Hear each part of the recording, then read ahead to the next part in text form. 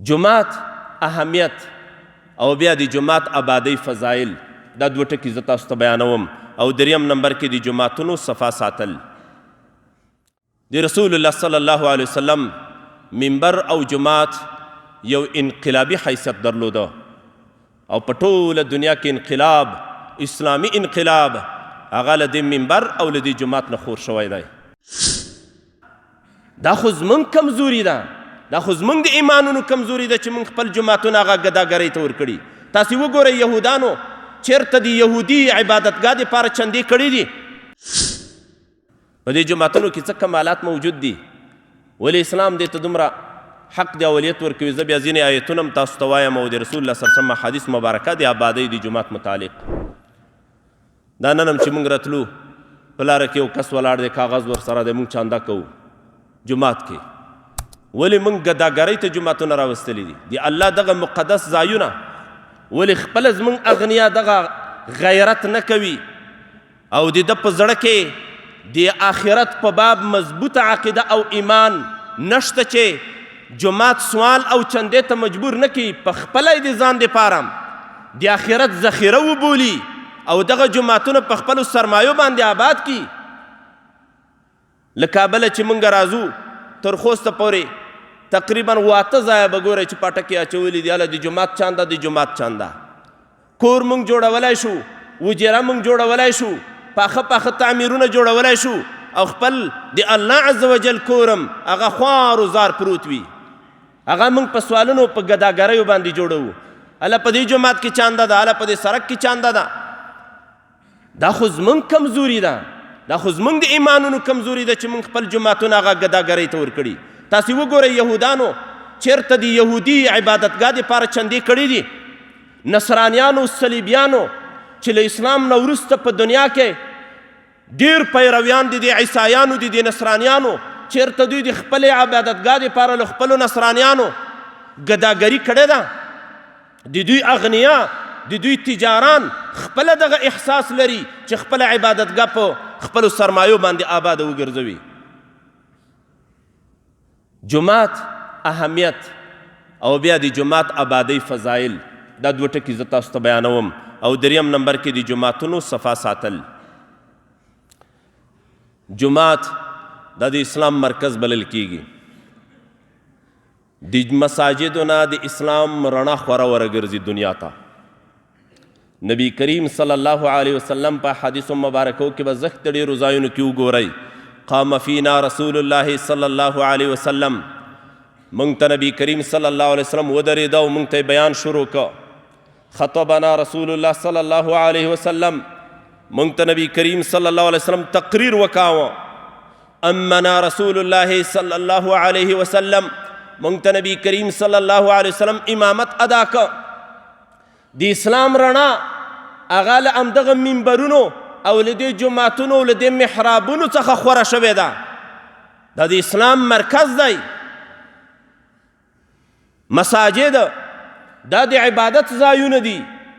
تر ټولو اهمترین عبادت چې لمونځ دی او رسول الله صلی الله علیه وسلم عماد الدین ورته ویلی دي، د دین ستنه هغه په دې جومات کې ادا کیږي. د مسلمان او د کافر په مابین کې رسول الله صلی الله علیه وسلم فرق په لمانځه سره بیان کړی دی. مسلمان لمونځ کوي او کافر بېلماز وي هغه لمونځ نه کوي. د مسلمان او د کافر ترمنځ فرق په لمانځه باندې کیږي. د الله پیغمبر دا فرمایي او دغه مهمترین عبادت هغه په دې جوماتونو کې ترسره کیږي چې د مسلمان او د کافر په مابین کې توفیر ورسره کیږي. مسلمان علاقه او کافر علاقه دا په جوماتونو باندې معلومیږي. نبی کریم صلی الله علیه وسلم به چې په کوم قوم باندې حمله کوله د جهاد، نو بیا به صحابه کرامو ته تاسو لږ انتظار شئ، سهار وخت داخل شي، غوږ ونیسئ، له دې کلي نه خو به د اذان غږ نه راځي. که غوږ به یې ونیو او الله اکبر الله اکبر د تکبیر چغې به د دوی تر غوږونو راورسېدې، نو رسول الله صلی الله علیه وسلم به وی دغه کلي ته اسلام رسېدلی خو موږ نه وو ورباندې خبر. او وخت کې خو نه ټلیفونونه وو نه دا میډیاګانې وې. یو کس به اسلام راوړ، هغه به چې خپلې علاقې ته ولاړ، هغوی ته به یې ترغیب ورکړه، هغه به مسلمانان شول. بیا به یې خپله علاقه کې جومات جوړ کړی و او له دغه جومات نه به د الله اکبر چغې راوتې او کچیرته به د صبح صادق په راختلو د الله اکبر غږ له جوماتونو رانغی، جومات به دلته موجود نه و، نو نبی کریم صلی الله علیه وسلم به صحابه کرامو ته ووی هلی په دې علاقه باندې تعرض شروع کوي. بیا به جهاد شروع شو په دې علاقه باندې. نو په جومات باندې به علاقه پیژندل کېده چې دا مسلمانانو علاقه ده، د مسلمانانو کلی دی، او په کوم ځای کې به چې جومات نه و دا به معلومېده چې دا د کافرانو کلی و علاقه ده. جومات په اسلام کې لوی اهمیت لري. له دغه جوماتونو څخه د تعلیم او د تعلم سلسله جاري وه. نبی کریم صلی الله علیه وسلم هغه آیتونه چې په ده رانازلېدل په دې جوماتونو کې به یې صحابه کرامو ته ورزده کول. نبی کریم صلی الله علیه وسلم به د احادیثو درس، احادیث مبارکه به یې صحابه کرامو ته په مساجدو کې بیانول. نو د تعلیم د دین د درس او د تدریس مراکز هغه بیرته بیا دغه جوماتونه او مساجد دي. الله دې موږ ته د دې د آبادولو توفیق را په برخه کړي. د اسلام دپاره اهمې مشورې هغه په دې جومات کې ترسره کېدې. د جهاد تشکیلونه د لمدې جوماتونو نه ترسره کېدل. کله چې په اسلام کې لا زندانونه او جیلونه نه و جوړ شوي، نو د صحابه کرامو لخوا هغه زندانیان چې که څوک به یې ونیول مجرمین به وو، هغه به یې نو بیا په جومات کې تړلي وو. په غزوه بدر کې چې کوم 80 نفره بندیان راوستل شوي وو، زیاتره یې په مسجد نبوي صلی الله علیه وسلم کې په مټو پورې تړلي وو. نو دغه جومات د اسلام د اجتماعي امورو مرکز بلل کېده. قضاګانې، محکمه دا به په جومات کې ترسره کېده. د دوو کسانو دعوه ده، یو ظالم دی او بل مظلوم دی. اوس هم زموږ د فقه کتابونه دا لیکي چې که چېرته د دوی دپاره ځانګړی ځای نه و، نو دوی کولی شي چې په مساجدو کې محاکم ترسره کړي. دا محکمه د الله حکم تطبیقول دا په خپله عبادت دی. دا ځکه په جومات کې ترسره کېږي. جهاد په خپله عبادت دی، دا ځکه په جومات کې ترسره کېږي او د جومات نه د دې تشکیلونه وځي. د رسول الله صلی الله علیه وسلم منبر او جومات یو انقلابي حیثیت درلوده، او په ټوله دنیا کې انقلاب، اسلامي انقلاب هغه له دې منبر او له دې جومات نه خور شوی دی. نو دا جوماتونه ځکه ډېر اهم دي. لومړنی کوټه په مخ د ځمکه هغه د کعبې شریفې وه، او آدم علیه السلام آبادي کړې د جوماتونو د کعبې شریفې. داود علیه السلام او سلیمان علیه السلام د مسجد اقصی آبادي کړې، او نبی کریم صلی الله علیه وسلم د مسجد قبا او د مسجد نبوي صلی الله علیه وسلم د بنسټ ډبرې ایښي دي، او دغه جوماتونه الله د دوی په لاسونو باندې آباد کړي دي. الله عز وجل قرآن کریم کې موږ ته څه فرمایي؟ انما يعمر مساجد الله من آمن بالله واليوم الآخر وأقام الصلاة وآتى الزكاة ولم يخش إلا الله فعسى أولئك أن يكونوا من المهتدين. الله دې موږ ته توفیق را نصیب کړي. الله وایي جوماتونه جوړول خبره دا ده بله نه ده چې دا څوک نه جوړوي مګر یوازې هغه څوک یې جوړوي چې الله او ورځ د آخرت باندې ایمان لري. د جومات جوړول هر چا ته الله توفیق هم نه نصیب کوي. یو کس ته ښه پرېمانه سرمایه الله ورکړې وي، خو دا ټوله سرمایه په بېدینۍ کې مصرف کېږي، بله ورځ خوله وازه وي، ټوله سرمایه ترې پاتې شي، مارکېټونه پاتې، دراهم و دنانیر پاتې، لوی لوی سرمایې پاتې، د ده بچیان، د ده ورونه، د ده لمسي د ده په سرمایه باندې بس خپلې ملنډې وهي. په اربونو اربونو دنیا تر نه پاتې شي. په دغه دنیا کې د یو جومات چېرته نه وي آباد کړی، قبر ته هم دغه دنیا ورسره وي نه سي، الله توفیق نه وي ورکړی. او ځینو ته بیا الله داسې توفیق نصیب وي چې ګرځي په دې پسې چې خدای چېرته به داسې جومات پیدا کړم چې ډېر مظلوم و بېچاره وي چې ما جوړ کړی وای. دا موږ تاسو په دې خوست ولایت کې ډېر جوماتونه چا جوړ کړي دي؟ تاسو راته ووایه. دا ډېر جوماتونه د عربو په سرمایه باندې جوړ دي. ډېرو جوماتو باندې به یوه لوحه وګورې فلان دغه جومات جوړ کړه، یوې عربي زنانه دغه جومات جوړ کړه، یو عرب مسلمان. و دې الله بنده خو هغه مسلمان ده، دا ته مسلمانې.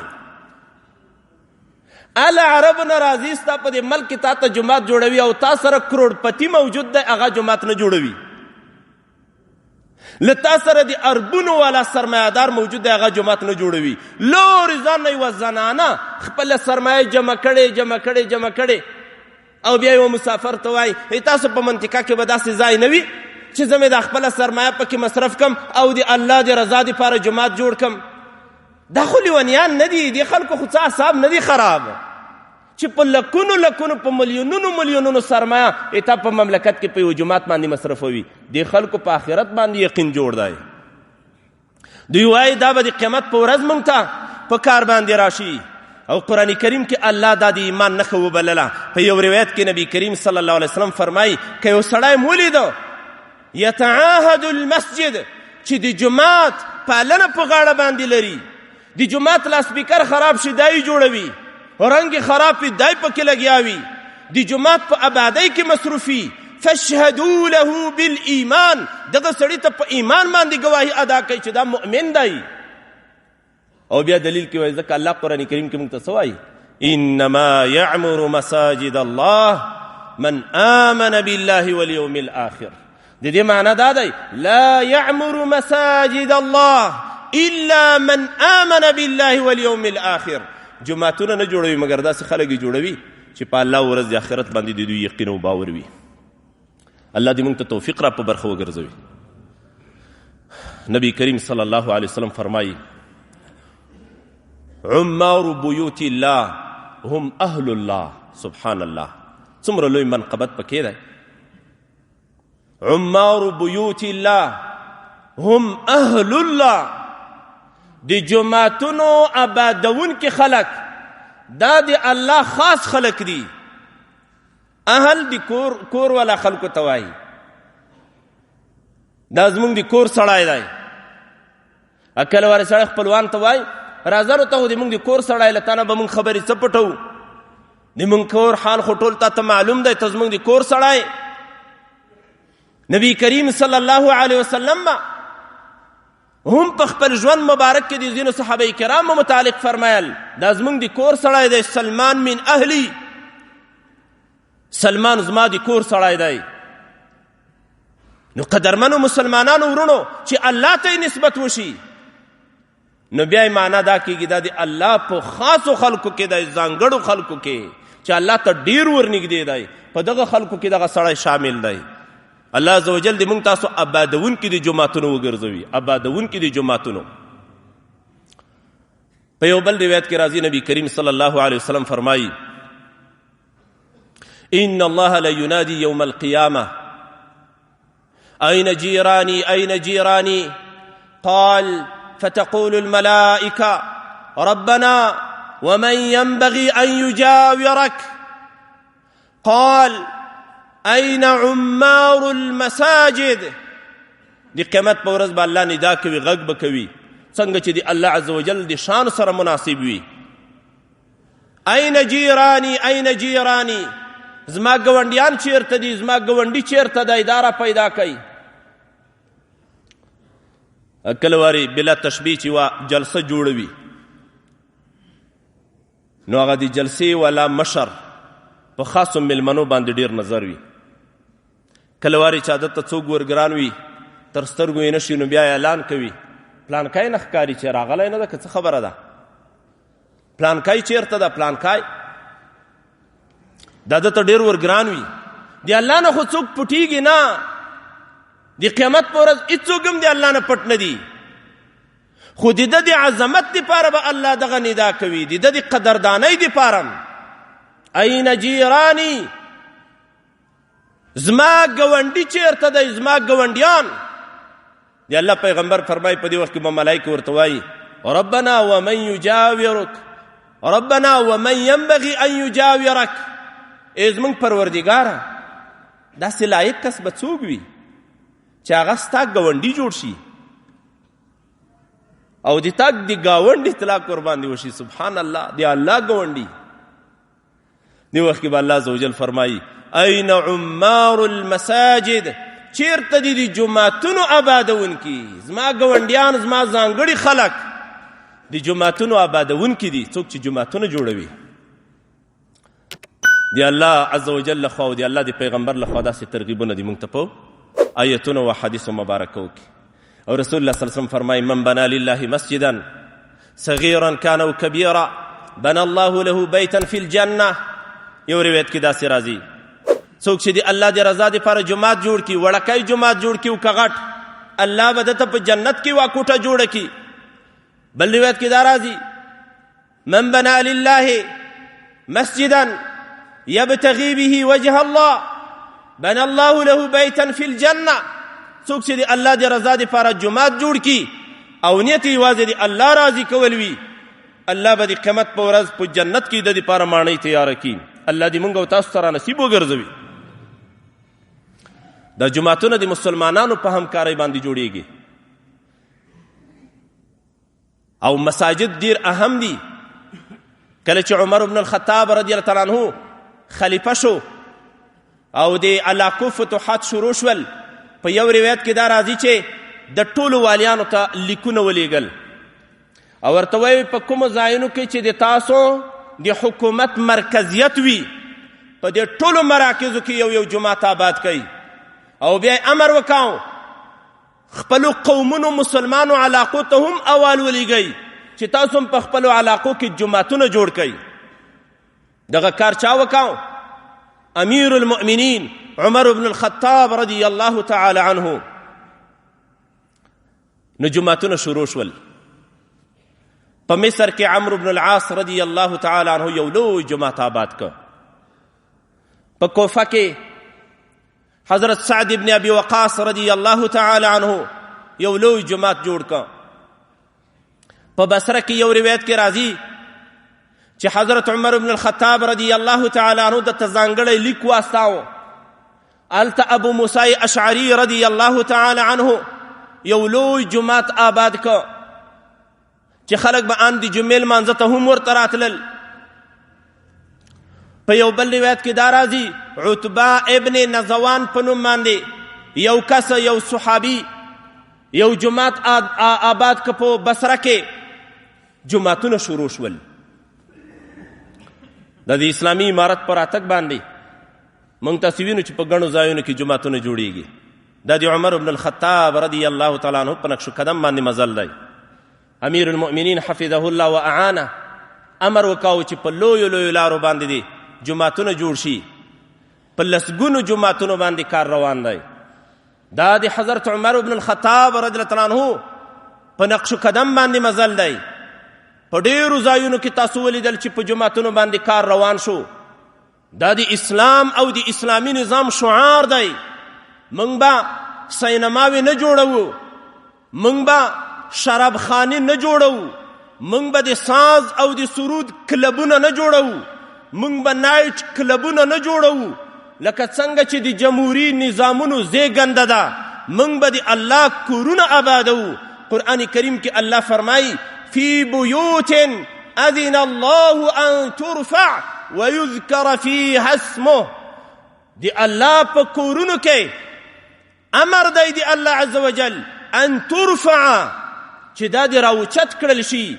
د اوچتوالي و معنا دا ده چې دا د آباد کړل شي. لکه څنګه چې بل ځای کې الله فرمایي وَإِذْ يَرْفَعُ إِبْرَاهِيمُ الْقَوَاعِدَ مِنَ الْبَيْتِ وَإِسْمَاعِيل. هغه وخت په در زړه کوي چې ابراهیم علیه السلام او اسماعیل علیه السلام د کعبې شریفې بنیادونه راپورته کړل، معنی کعبه شریفه یې جوړه کړه. یوه معنی دا ده د الله امر دی تاسو به جوماتونه جوړوئ او دا به بیا په ذکر اذکارو باندې آباد وي. د جوماتونو دوه قسمه آبادي ده. یو د دې ظاهري آبادي، جومات جوړ کا، رنگ خراب دی رنگ ور جوړ کا، دروازه او کړکۍ مات دي دا ورته جوړ کا، لاسپیکر خراب دی دا ورته برابر کا، زوړ دی دا ړنګ کا، د دې په ځای نوی ښکلی آزاد لوی جومات په همدې ځای باندې جوړ کا. دا د جوماتونو ظاهري آبادي ده. برق ورته راوله، د اوبو بندوبست وکوه، د حمامونو بندوبست وکوه، او دس ځایونه ورته برابر کا. دا د جومات ظاهري آبادي ده. او یوه د دې معنوي آبادي ده. معنوي آبادي دا ده چې موږ به دا په ذکر اذکارو باندې، دا به موږ په عبادت باندې آبادوو، دا به موږ په روژه کې په اعتکافونو باندې آبادوو، دا به د قرآن کریم په ختمونو باندې آبادو. له دې ځای نه به د جهاد مشورې ترسره کېږي، له دې ځای نه به د جهادونو تشکیلونه ترسره کېږي لکه د رسول الله صلی الله علیه وسلم جماعت. له دغه ځای نه به هغه د الله قوانین صادریږي. په دغه ځای کې به هغه د مسلمانانو په مابین کې د خیر پریکړې کېږي. دا د رسول الله صلی الله علیه وسلم د جماعتونو حال و.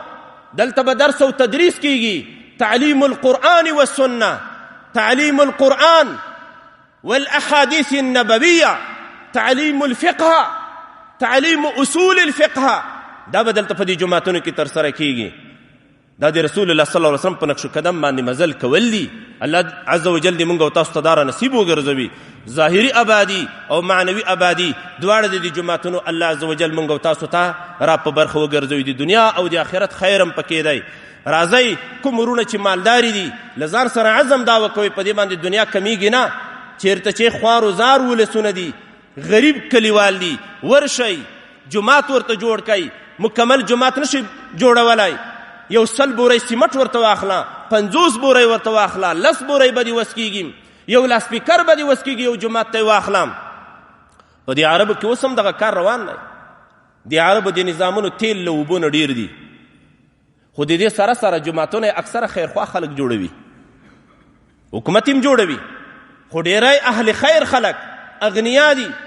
بس دا زه جوړوم څومره مصارف چې په دې باندې راځي، انجینر د نقشه واچوي، د دې براور دی وکي، د الله د رضا دپاره یې جوړوم. پلار مې وفات ته په هغې پسې ثواب بخم، مور مې وفات ته ثواب یې په هغې پسې بخم. زمونږ څه حال دی وروره؟ زمونږ څه حال دی؟ زمونږ اغنیا ویده دي. زمونږ د غنیانو سرمایه په ساز او سرود مصرف کېږي. زمونږ اغنیا و سرمایه دوبۍ ته په چکرو باندې مصرف کېږي. زمونږ د غنیانو سرمایه هندوستان ته په منظرو باندې تګ باندې مصرف کېږي. ازبکستان او تاجکستان ترکیه ته سفرې په دې باندې کوو، په میلونه را سره بیایو. د مونږ سرمایه د الله په کورونو کې ډېرې کمې مصرف کېږي. او دا خو زمونږ او تاسو دپاره د آخرت ګټه ده. خدای عز وجل دې مونږ او تاسو ته توفیق را په برخه کړي. قدرمنو مسلمانانو ورونو، د دې ترڅنګ د جماعتونو پاک ساتل دا هم د مسلمانانو ذمه داري ده. تر ټولو مقدس ځایونه دا جماعتونه دي، دا به پاک ساتو. قرآن کریم کې ابراهیم او د اسماعیل علیه السلام بیان کې راځي واحدنا الی ابراهیم او اسماعیل ان طهرا بیتی. مونږ امر وکاو، قوي امر، خپل دو بندگانو چې ابراهیم او اسماعیل علیه السلام دي، ان طهرا بیتی للطائفین، چې زما کور پاک کئ، پاک وساتئ. مساجد یو حدیث مبارک کې راځي، عبدالله ابن عباس سے فرمائی المساجد بیوت الله، جماعتونه دا دی الله کورونه دي. د دې د عظمت له امله الله ته نسبت شوی. یو حدیث مبارک کې دا راځي المسجد بیت کل تقی، جماعت دا د هر نیک انسان کور دی.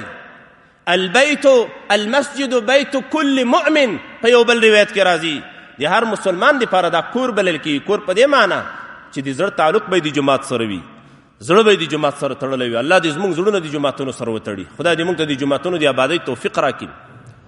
نو الله وایي موږ دوی ته امر وکړو چې زما کوټه، زما جماعت، زما کور دا تاسو پاک کئ. چا دپاره یې پاک کئ؟